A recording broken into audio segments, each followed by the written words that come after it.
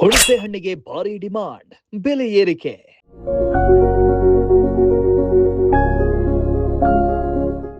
ಹುಣಸೆ ಹಣ್ಣಿನ ಬೆಲೆ ಏರಿಕೆಗೆ ರೈತರು ಖುಷ್.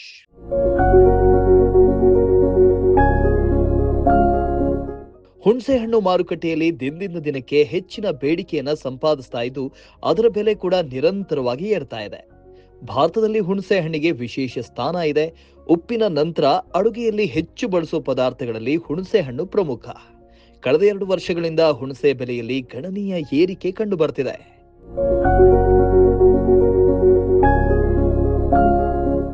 ಇನ್ನು ಶಿರಾದಲ್ಲೂ ಕೂಡ ಕಳೆದ ವರ್ಷ ಹುಣಸೆ ಹಣ್ಣಿನ ಬೆಲೆ ಕೆಜಿಗೆ 80 ರಿಂದ 100 ರೂಪಾಯಿವರೆಗಿತ್ತು. ಆದರೆ ಈ ವರ್ಷ ಎಪಿಎಂಸಿ ಮಾರುಕಟ್ಟೆಯಲ್ಲಿ 140 ರಿಂದ 160 ರೂಪಾಯಿಗೆ ಏರಿಕೆಯಾಗಿದೆ.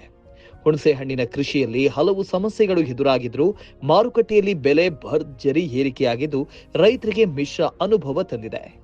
ದೇಶದಲ್ಲಿ ಹುಣಸೆ ಮರಗಳ ಸಂಖ್ಯೆ ಕಡಿಮೆ ಆಗ್ತಾ ಇರೋದ್ರಿಂದ ಉತ್ಪಾದನೆಯಲ್ಲಿ ಕುಸಿತ, ಕಾರ್ಮಿಕರ ಕೊರತೆ ಸೇರಿದಂತೆ ಹಲವು ಕಾರಣಗಳಿಂದ ಹುಣಸೆ ಹಣ್ಣಿನ ಬೆಲೆ ಗಗನಕ್ಕೇರಿದೆ ಅಂತ ರೈತರು ತಿಳಿಸಿದರು.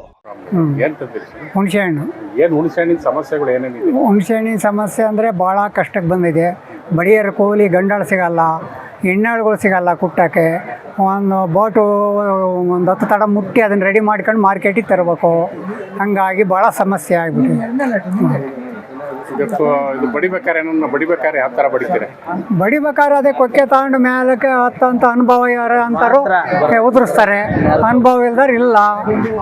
ಅದೇ ಒಂದು 3 ಗಂಡಾಳು ಒಂದು ಕ್ವಿಂಟಲ್ ಹಣ್ಣು ಬಡಿಬೇಕಂದ್ರೆ ಸುಸ್ತು, ಅದೆಲ್ಲ ತಲೆ ಮೇಲೆ ಬೀಳುತ್ತೆ.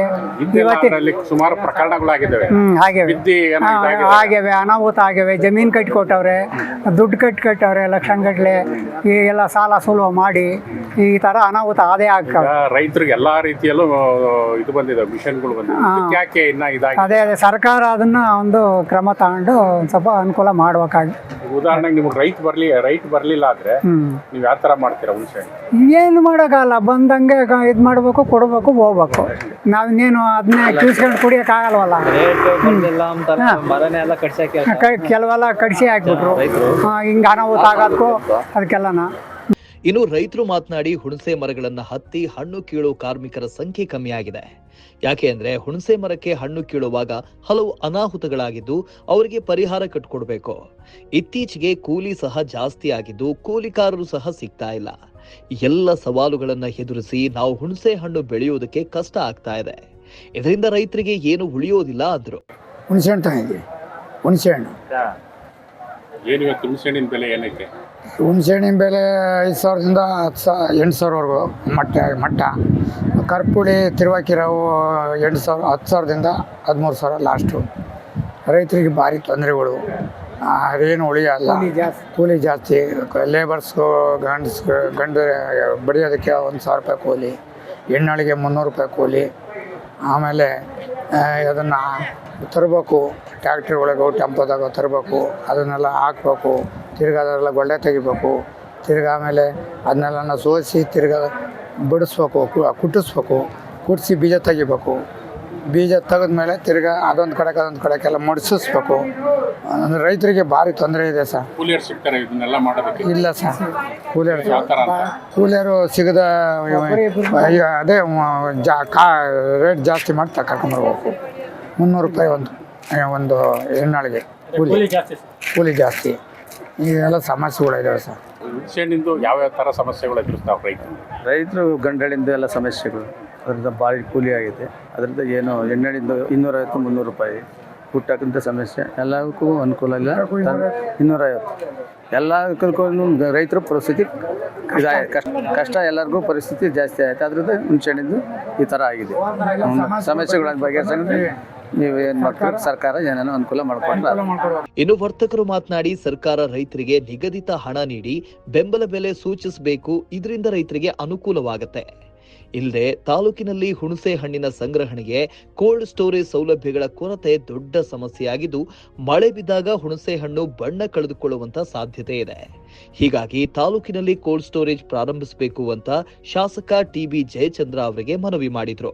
ವರ್ತಕರು ಶಿರಾ ಎಪಿಎಂಸಿ ಶಿರಾ ಇವತ್ತೇನು ಮಾರ್ಕೆಟಲ್ಲಿ ಹಲವಾರು ಸಮಸ್ಯೆಗಳಿದ್ದಾವೆ. ಅದನ್ನು ಬಗೆಹರಿಸೋ ರೀತಿಯಲ್ಲಿ ಮಾನ್ಯ ಸರ್ಕಾರದ ಪ್ರತಿನಿಧಿಗಳಾದಂಥ ನಮ್ಮ ಶಾಸಕರು ಗಮನ ಹರಿಸ್ಬೇಕು. ಇವತ್ತು ಏನು ರೈತರಿಗೆ ಈ ಒಂದು ಸೀಸನಲ್ ಬಿಸ್ನೆಸ್ ಅಂತಂದರೆ ಈ ಸೀಸನ್ಗೆ ಕರೆಕ್ಟಾಗಿ ಬೆಳೆ ಬಂದಂಥ ಸಂದರ್ಭದಲ್ಲಿ ನಿಗದಿತವಾದಂಥ ದರನ ಯಾರೂ ಫಿಕ್ಸ್ ಮಾಡಿಲ್ಲ. ಹಾಗಾಗಿ ನಿಗದಿತ ದರವನ್ನು ಫಿಕ್ಸ್ ಮಾಡಬೇಕು ಸರ್ಕಾರ. ಹಾಗಾಗಿ ರೈತರುಗಳು ಪಾಪ ಈಗ ನಾವು ಕೂಡ ವರ್ತಕರಾಗಿ ನಮಗೆ ಯಾವುದೇ ಗ್ಯಾರಂಟಿ ಇಲ್ದಲೇ ವ್ಯಾಪಾರ ಮಾಡ್ತೀವಿ, ನಮ್ಗೆ ಯಾವುದೇ ಗ್ಯಾರಂಟಿ ಇರಲ್ಲ. ಹಾಗಾಗಿ ದಯಮಾಡಿ ಈ ಒಂದು ಸರ್ಕಾರದ ಲೆವೆಲ್ನಲ್ಲಿ ಏನಾದರೂ ಒಂದು ಬೆಂಬಲ ಬೆಲೆಯನ್ನು ಕೊಟ್ಟು ಖರೀದಿ ಮಾಡೋಂಥ ವ್ಯವಸ್ಥೆ ಮಾಡಬೇಕು ಮೊದಲನೇದಾಗಿ. ಈಗ ಇಲ್ಲಿ ಲೋಕಲ್ ನೆರವು ಖರೀದಿದಾರರ ಸಂಖ್ಯೆ ಕಡಿಮೆ ಇದೆ. ಹಾಗಾಗಿ ಸರ್ಕಾರನೇ ಖರೀದಿ ಮಾಡಿ ಅತ್ಯಂತ ಅವಶ್ಯಕವಾಗಿ ನಮ್ಮ ಶಿರಾಕ್ಕೆ ಒಂದು ಕೋಲ್ಡ್ ಸ್ಟೋರೇಜಿನ ಅವಶ್ಯಕತೆ ಇದೆ.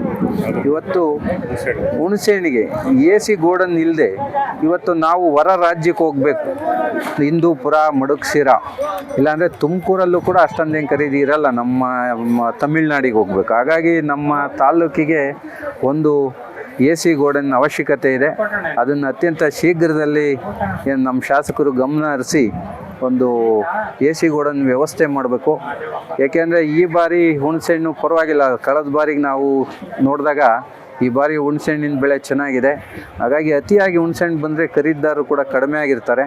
ಅಂಥ ಸಂದರ್ಭದಲ್ಲಿ ಇಲ್ಲೇ ಲೋಕಲಲ್ಲಿ AC ಗೋಡನ್ ಇದ್ದರೆ ಏನೋ ದುಡ್ಡಿರೋ ಅಂಥವ್ರು AC ಗೋಡನ್ಗೆ ಸ್ಟಾಕ್ ಮಾಡ್ತಾರೆ. ನಮ್ಮ ರೈತರುಗಳನ್ನಾದರೂ ರೈತರಿಗೆ ಕೂಡ ತುಂಬ ಅನುಕೂಲ ಆಗ್ತದೆ.